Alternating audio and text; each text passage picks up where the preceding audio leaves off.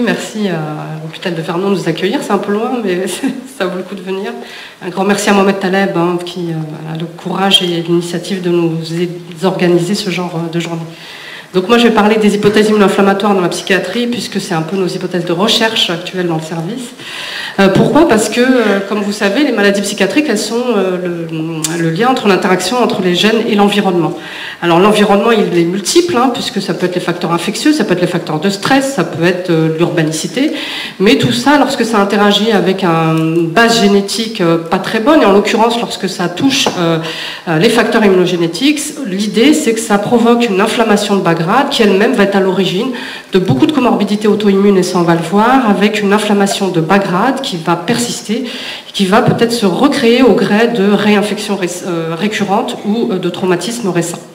C'est ce que nous allons discuter aujourd'hui. Alors, en quoi l'immuno-inflammation a émergé comme hypothèse neurodéveloppementale dans la schizophrénie et le trouble bipolaire? D'abord, il y a un déséquilibre de saison de naissance des patients schizophrènes et bipolaires, puisqu'on a un excès de naissance en hiver et au printemps, et plusieurs hypothèses ont été formulées suite à cela, et notamment on sait qu'il y a des enzymes de dégradation de la dopamine qui sont un peu plus, dont le turnover est plus important dans ces périodes-là. On sait qu'il y a moins de luminosité, qu'il y a des carences vitaminiques éventuellement, et surtout qu'il y a une possibilité d'avoir été infecté par de multiples virus, et en particulier celui de la grippe. Alors pour illustrer mes propos, je voulais vous présenter cette étude assez originale qui a essayé de faire un lien entre la sclérose en plaques, la schizophrénie et la migration des oiseaux. Alors je m'explique. Alors pourquoi c'est sclérose en plaques et schizophrénie? Parce que les âges de début sont à peu près similaires, parce que on voit des manifestations auto-immunes à peu près similaires, et notamment en post-mortem où on retrouve les mêmes anomalies dans les pathologies. Ça atteint le sujet jeune, et donc il était pertinent de regarder si les pics d'incidence de ces deux pathologies étaient équivalents selon le parcours migratoire des oiseaux qui sont porteurs de la borréliose qui est apparentée aux maladies de Lyme et qui ont été fortement incriminées dans la sclérose en plaques.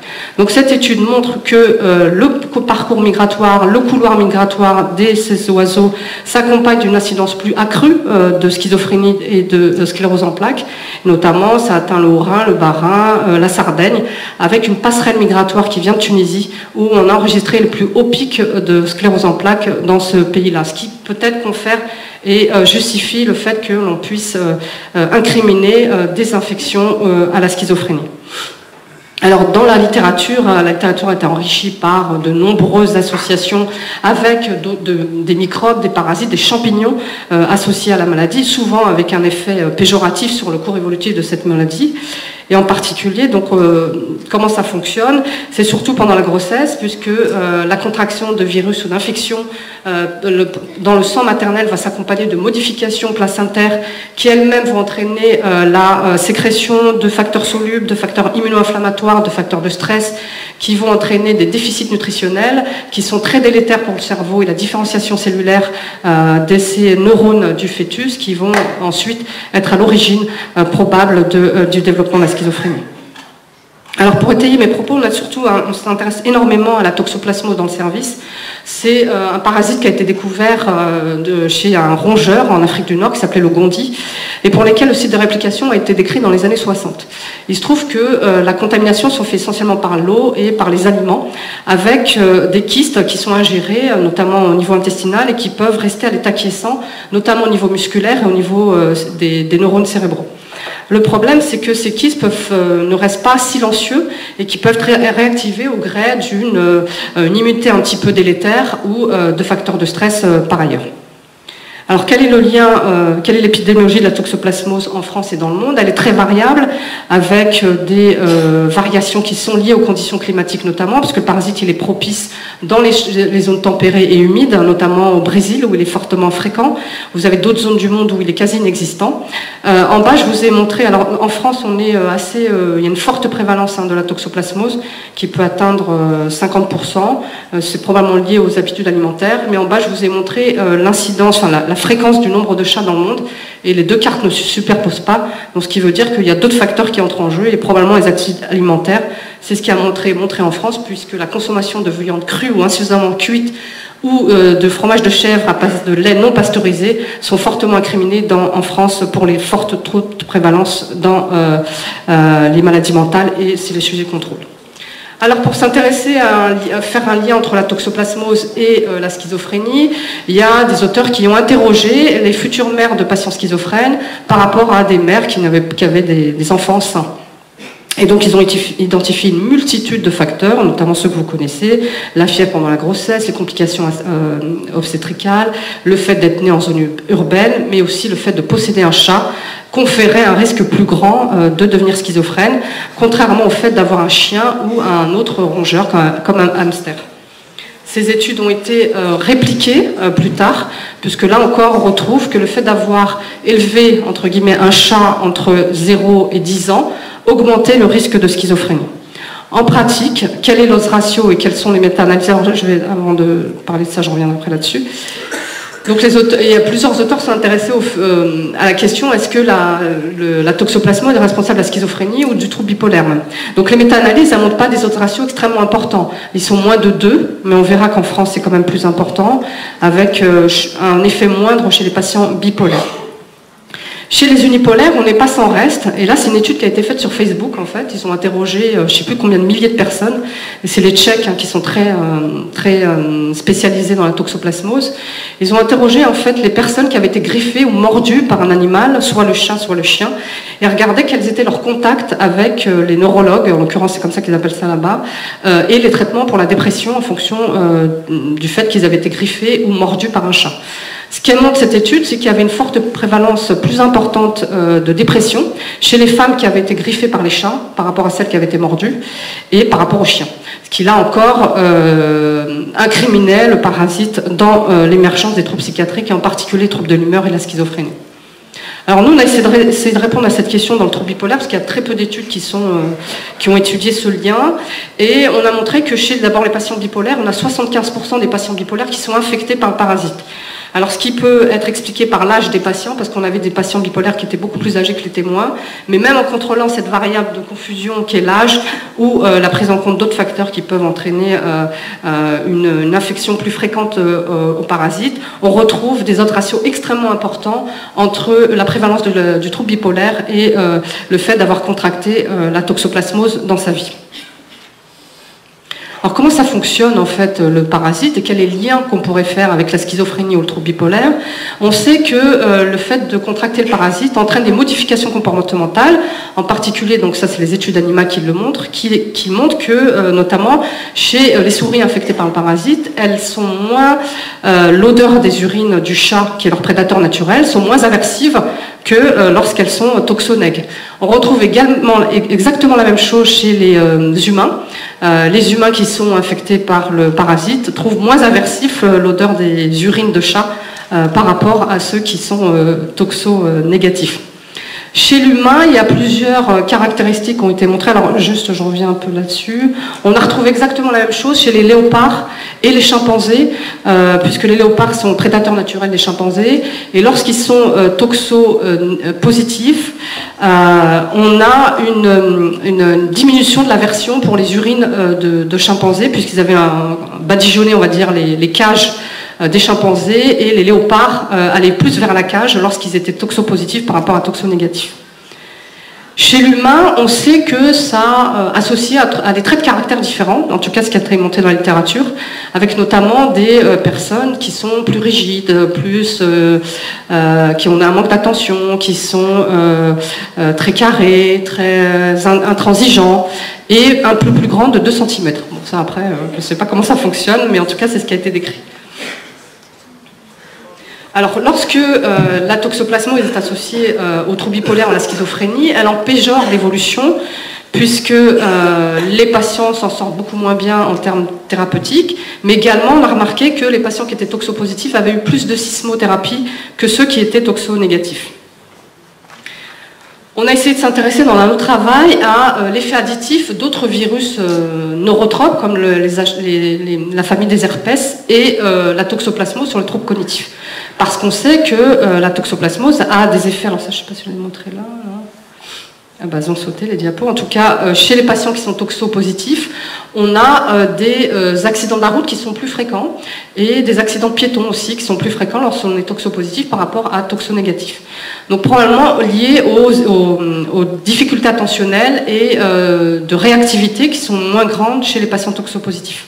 On sait aussi que ça baisse le QI chez les enfants qui ont contracté le parasite entre 2 et 8 ans. On a une baisse de QI lorsqu'on est toxopositif. Les autres virus, et notamment ceux qui sont neurotropes, comme les HSV1 et CMV, ne sont pas sans reste sur les aspects cognitifs, puisqu'il y a un large faisceau d'atteinte des fonctions cognitives chez les patients schizophrènes lorsqu'il y a eu un virus qui a été contracté, notamment un virus neurotrope, et notamment la mémoire de travail, la mémoire différée, etc. Ce qu'on avait montré, c'est que plus on était infecté par des agents, c'est-à-dire plus on en avait entre 0 et 4, et plus le risque de détérioration cognitive était marqué. Ça, c'est une première chose, mais que ce risque était marqué d'autant plus chez les sujets sains par rapport aux sujets bipolaires et aux sujets schizophrènes. Ce qui, là, peut-être soulève l'hypothèse que les antipsychotiques et les thymorégulateurs qui sont connus pour leur effet anti-réplication virale pourraient diminuer les périodes lytiques de ces virus et du parasite dans l'émergence d'un dysfonctionnement cognitif. Alors, je voulais juste illustrer que nos amis les bêtes sont importantes, puisque voilà, il ne faut pas trop incriminer les chats dans les maladies mentales. Cette étude, elle avait montré qu'en fait, le fait de promener un chien ou un chat, de le dresser, de lui donner à manger dans les unités fermées de psychiatrie, permettait l'amélioration des symptômes et des sorties beaucoup plus rapides de l'hôpital. Donc, ça peut être utile au quotidien. Alors, en quoi on peut faire le lien avec les facteurs de risque environnementaux ou les stress psychosociaux avec l'inflammation? Tous les stress ou les facteurs de risque qui ont été incriminés dans la schizophrénie ou le trouble bipolaire sont pourvoyeurs d'inflammation. Ça, c'est extrêmement clair, ça a été montré dans la littérature à maintes reprises. Par ailleurs, les registres danois et finlandais nous montrent que très souvent, les pathologies mentales, en particulier le trouble bipolaire, sont précédées d'une pathologie auto-immune. Et en particulier, le fait d'avoir une maladie auto-immune comorbide augmente le risque de développer un trouble bipolaire de 45%. Lorsqu'on ajoute à cela les infections, on majore encore le risque à 60%. Et lorsqu'on fait l'addition des deux, le risque est de plus en plus majeur avec un effet dose sur l'émergence du trouble bipolaire lorsque les maladies comorbides auto-immunes ont été développées, se sont manifestées avant le trouble bipolaire. La schizophrénie, c'est exactement pareil. On retrouve des comorbidités extrêmement importantes, et notamment avec des comorbidités auto-immunes sur le plan digestif qui sont fortement associées. On verra que ça a une importance majeure. Alors, bien évidemment, l'autre argument, c'est qu'il existe des pathologies cardiovasculaires extrêmement importantes, qui sont les premières causes de décès chez les patients bipolaires et les patients schizophrènes, comme vous le savez, et avec une mortalité prématurée d'au moins 10 ans dans les deux populations, qui, là encore, confère, en tout cas, formule l'hypothèse qu'il y a peut-être un mécanisme physiopathologique commun entre les maladies auto-immunes et le trouble bipolaire et la schizophrénie. Comme en témoigne cette diapositive, alors on peut mettre trouble bipolaire et schizophrénie. Vous savez qu'il y avait de fortes comorbidités avec l'obésité, le syndrome métabolique, des maladies auto-immunes, qu'on a également des problèmes d'hypertension, d'hypertriglycéridémie, qui entraînent aussi les syndromes métaboliques qui sont fortement associés. On pense qu'il existe une inflammation de bas grade qui est à l'origine de ces pathologies associées, qui elle-même est stimulée par des facteurs environnementaux extérieurs avec un déficit immunogénétique présent qui fait que l'inflammation est permanente et entraîne des manifestations schizophréniques ou bipolaires. Alors juste pour illustrer mes propos, il y a de nombreuses études qui montrent des anomalies immuno-inflammatoires chez les patients bipolaires, que ce soit des anomalies inflammatoires périphériques ou centrales. En premier lieu, la CRP, qui est un marqueur spécifique de l'inflammation, mais qui à la fois est sous l'influence d'autres facteurs de confusion, comme la prise de tabac, la prise de poids, etc. En tout cas, la CRP est, et vous le verrez peut-être chez vos patients, quand ils sont en phase aiguë, et très souvent élevé lorsque les patients sont en phase aiguë. Le problème de la CRP, c'est qu'elle n'est pas spécifique et qu'elle est soumise à l'influence d'autres cytokines pro-inflammatoires, et notamment l'IL-6, qui est à l'origine de la sécrétion de la CRP, qui est le marqueur périphérique. Et cette IL-6, lorsqu'elle est augmentée, notamment chez le patient bipolaire, et quel que soit le stade de la maladie, avec un retour à la normale lorsqu'on a mis des traitements, va être très délétère pour le cerveau, puisqu'elle est particulièrement toxique, et en particulier au niveau hippocampique. Alors juste au niveau central, là c'est au niveau du LCR, on a retrouvé de nombreuses cytokines pro-inflammatoires très élevées dans le trouble bipolaire. Chez les patients schizophrènes, c'est pareil, on retrouve une inflammation de bas grade avec une augmentation des cytokines pro-inflammatoires. Il faut savoir que les cytokines pro-inflammatoires ne sont pas communes entre le trouble bipolaire et la schizophrénie. Dans le trouble bipolaire et la schizophrénie, l'IL-6 reste commune, mais le reste ne sont pas les mêmes. On verra tout à l'heure que les mécanismes physiopathologiques sont complètement différents, avec les profils inflammatoires totalement différents chez ces deux types de populations. Alors nous, on a essayé d'étudier l'IL-6 parce qu'elle nous semblait intéressante, à la fois parce qu'elle était fortement associée à la détérioration cognitive chez les sujets qui présentent notamment des pathologies cardiovasculaires ou démentielles. Il s'avère qu'elle est fortement corrélée à la détérioration cognitive. Il s'avère aussi également qu'elle prédit, lorsque l'IL-6 est élevé à l'âge de 9 ans, un risque de processus psychotique à l'âge de 18 ans. Et par ailleurs, elle est essentielle dans la défense de l'organisme contre le parasite Toxoplasma gondii, puisque dans les modèles murins, on retrouve chez les souris KO à l'IL-6 une invasion du parasite et une mort prématurée chez ces souris-là. Dans les conditions normales, lorsque vous êtes agressé par un agent extérieur, vous avez deux systèmes immuno-inflammatoires à peu près qui viennent en concurrence pour se défendre contre l'organisme en fonction du pathogène qui est mis en concurrence. Normalement, l'équilibre revient à la normale avec des cytokines qui vont s'équilibrer pour ne plus être délétères pour l'organisme. Lorsqu'on est affecté par le parasite, on a un déséquilibre de ces voies inflammatoires, et notamment avec une sécrétion d'IL-6 importante.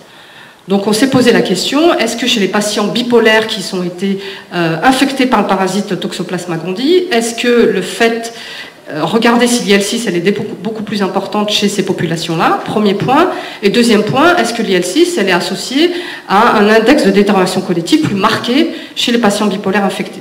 Ce qu'on retrouve, c'est chez les patients toxopositifs bipolaires, on retrouve des taux d'IL-6 beaucoup plus importants. On retrouve chez les patients bipolaires, par rapport au sujet contrôle, une augmentation des taux d'IL-6, mais qu'en plus, ces taux d'IL-6 sont fortement corrélés à un index de détérioration cognitive, avec une détérioration beaucoup plus importante, 2 fois plus importante, chez les sujets qui ont des taux d'IL-6 extrêmement importants. D'où l'intérêt de doser cette cytokine qui peut se faire en pratique courante dans les troubles cognitifs chez les patients bipolaires notamment. Alors une autre façon de regarder l'immunité, c'est de regarder l'immunité humorale. Alors l'immunité humorale a été décrite notamment avec le développement de la vaccination et de la détection des anticorps monoclonaux, ce qui a valu beaucoup de prix Nobel. On sait qu'il y a plusieurs sous-classes des immunoglobulines, en particulier, donc je vous parle, il y a les IgG où il y a 4 sous-types. Ces déficits en immunoglobulines ont été essentiellement montrés chez les enfants qui présentaient des infections récurrentes et notamment cynobronchiques et pulmonaires pour lesquelles on devait perfuser des immunoglobulines. Dans le trouble bipolaire et la schizophrénie, il y a 2 anciennes études qui datent d'au moins 40 ans qui ont montré des déficits tantôt de ces immunoglobulines et tantôt une augmentation de ces immunoglobulines. Donc on a regardé s'il existait un lien entre les troubles bipolaires, la schizophrénie et ces déficits en immunoglobulines, et on retrouve que chez les patients bipolaires notamment, on retrouve un déficit en immunoglobulines G qui sont extrêmement importantes pour la défense de l'organisme contre les infections, un peu moins contre les parasites mais beaucoup contre les virus. Et que par ailleurs, lorsque les déficits étaient extrêmement importants dans certaines sous-catégories d'immunoglobulines, il y avait une infection par le parasite qui était beaucoup plus marquée.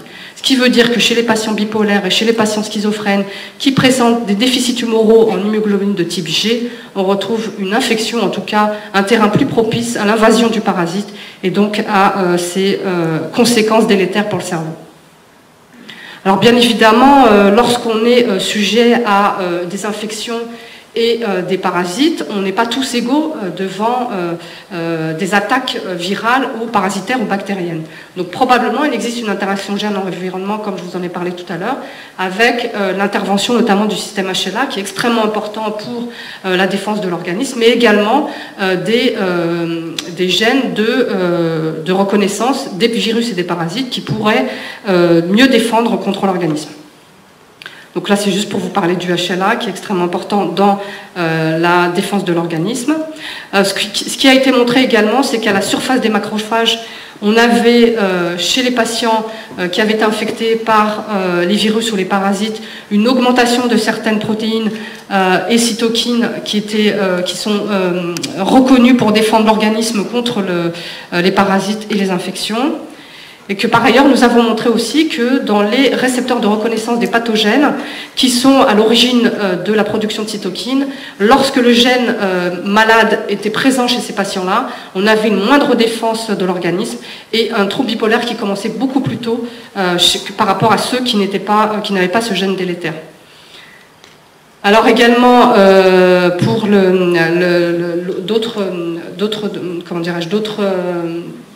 d'autres parties de l'organisme qui sont là pour le défendre contre les virus et notamment qui vont favoriser l'autophagie, c'est-à-dire la destruction virale. On a montré que les polymorphismes génétiques de ces organismes-là, lorsqu'ils étaient délétères, là aussi entraînaient des difficultés à détruire le pathogène et étaient fortement associés au trouble bipolaire. Voilà, je vais conclure là-dessus en remerciant les équipes avec lesquelles je travaille au quotidien et qui sont à l'origine de ces travaux sur l'immunoinflammation.